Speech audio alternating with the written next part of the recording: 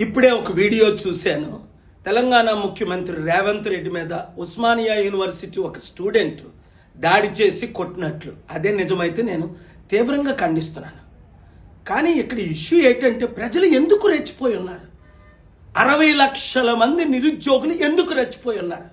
4,000 ఇస్తానని 4 రూపాయలు ఇవ్వకపోవడం, ఉద్యోగాలు ఇస్తానని ఉద్యోగాలు ఇవ్వకపోవడం, వీళ్ళకేమో లక్షల కోట్లు ఆస్తి సంపాదించుకుంటున్నారని ఆరోపణలు, అప్పుడు ఆయన మీద, ఇప్పుడు ఈయన మీద, ఈయన కుటుంబ సభ్యుల మీద.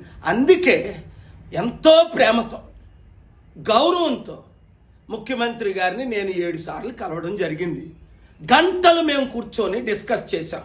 ఒక సమిట్ పెడితే 1,00,000 కోట్లు వస్తుంది, 1,00,000 కోట్లు డొనేషన్ వస్తుంది, లక్షల కోట్లు ఇన్వెస్ట్మెంట్స్ వస్తాయి.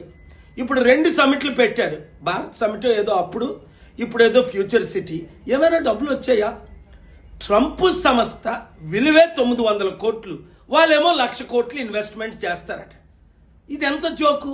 వాళ్ళకి 2023-24లో 600 కోట్లు లాస్ వచ్చి ట్రంప్ మీడియా సంస్థను మూసేయడానికి సిద్ధపడితే ఒక రిపబ్లికన్ బిలియనేరు కొంతమంది కాపాడారు. ఇలాంటి ఫేక్ అగ్రిమెంట్లు చేసి ఎంతకాలం మోసం చేస్తాం మనం? తెలంగాణని బంగారు తెలంగాణ చేస్తానని మాటలు ఇచ్చిన వారందరూ ఫెయిల్ అయిపోయారు. కనుక నిరుద్యోగులారా, చేయి చేసుకోకండి, ఎమ్మెల్యేలు కొట్టకండి. నాకు అర్థమైంది మీరు ఎందుకు కోపంగా ఉన్నారో, వాళ్ళు తరుముతున్నారు. ఎంపీలు కొట్టకండి, మినిస్టర్లు కొట్టకండి. కానీ వాళ్ళొద్దు, మనకి మార్పు రావాలి, చిత్తశుద్ధి ఉండాలి. 1-2 కులాలే వెళ్ళాల మనల్ని, మనం ఏలుకుందాం, మార్పు తీసుకొద్దాం.